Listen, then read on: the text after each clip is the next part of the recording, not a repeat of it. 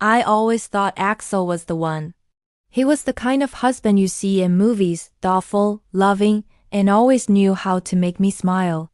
He'd bring me coffee in bed, leave little notes on the fridge, and tell me I was beautiful every single day. Our friends called us the perfect couple. I believed it too. For 7 years, I lived in what I thought was a fairy tale. But fairy tales aren't real, are they? Mine came crashing down on a Tuesday. I remember it was raining, a gray, miserable day that matched the storm brewing inside me. It all started with a credit card bill. I usually handled our finances, but Axel had his own card for work expenses. That month, the bill came to my email by mistake. I almost deleted it, but a charge caught my eye. The Gilded Lily, a fancy boutique hotel on the other side of town. A charge for over $300. Strange, I thought. His work trips were never in that area. I tried to brush it off, telling myself there had to be a logical explanation. Maybe he bought a gift card for a client. Maybe it was a mistake. But a tiny cold seed of doubt had been planted. That night, I asked him about it.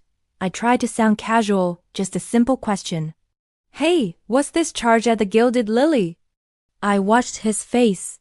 For a split second, I saw it. Panic. It was gone as quickly as it appeared, replaced by a smooth, easy smile. Oh, that. It was a conference booking for my boss. He asked me to use my card, and he'll reimburse me. It sounded plausible.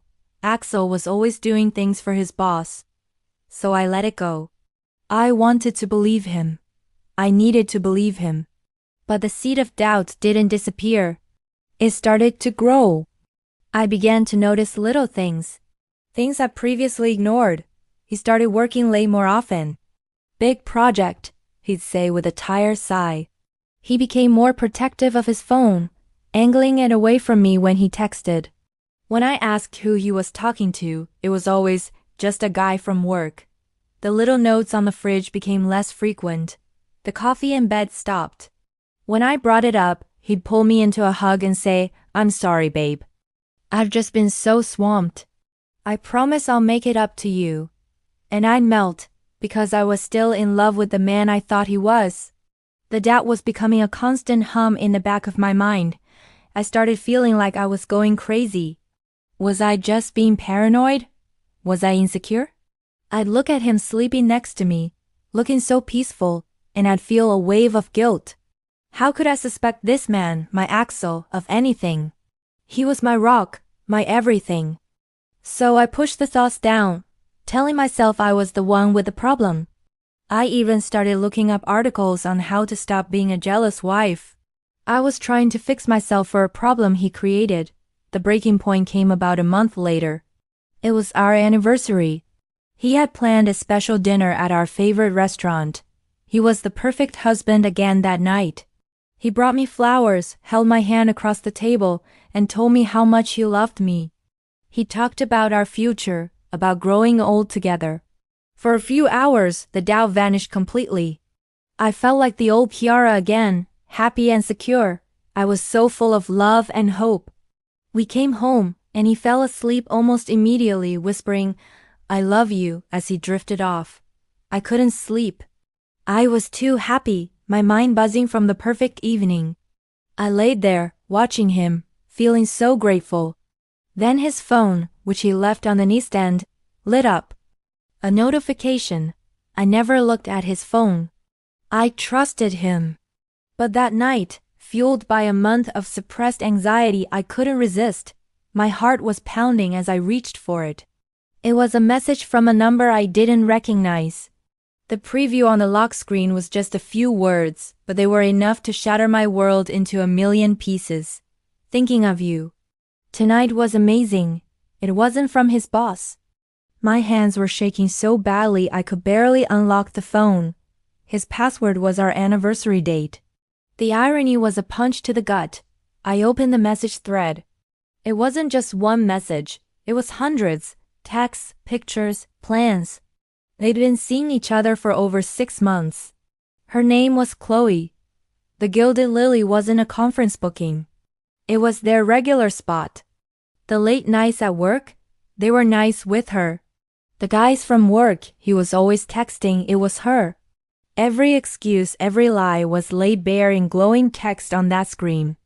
I read through their conversations, each word a new stab in my heart. They talked about me. He told her I was difficult and demanding. He complained about our life together, the very life he pretended to cherish with me just hours before. He sent her pictures of them together, laughing in a bar, kissing in a park. He used the same pet names with her that he used with me. The man I loved, the man sleeping peacefully in my bed, was a complete stranger. He had built an entirely separate life, and I was just a part of the scenery in his main one. I felt like I couldn't breathe. The air in the room was thick and suffocating. I walked out of the bedroom and sat on the living room couch in the dark, the phone still in my hand. I scrolled and scrolled, torturing myself with the evidence of his betrayal. The perfect husband, the perfect marriage, it was all a lie. A carefully constructed performance for my benefit. I wasn't his partner. I was his audience. And I had given him a standing ovation every single night. The next morning, I confronted him. I didn't scream or cry. I was strangely calm, numb. I placed the phone on the kitchen table while he was making coffee, the message thread open. He saw it and his face went white. The smooth, confident Axel I knew vanished, replaced by a scared, cornered little boy. He tried to deny it, to lie his way out of it one last time. "It's not what it looks like," he stammered. But the proof was right there. He finally broke, admitting everything. He cried. He begged. He said it was a mistake, that he loved me, that he didn't want to lose me. But how can you love someone while you're systematically destroying them? How can you call it a mistake when it's 100 calculated decisions made over 6 months? The man I loved didn't exist. He was a character Axel played, and I was done with the show. It's been a long road since that day. The divorce was painful, and rebuilding my life and my trust in people has been the hardest thing I've ever had to do.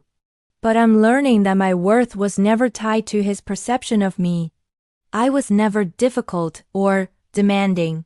I was a wife who loved and trusted her husband, and he took advantage of that. The fairy tale is over, but my real story, the one where I am the hero, is just beginning. Thank you for listening to my story. If you're going through something similar, please know you are not alone and it is not your fault. Talking to a friend, family, or a professional can make all the difference. Remember to take care of yourselves. Don't forget to like this video and subscribe for more stories.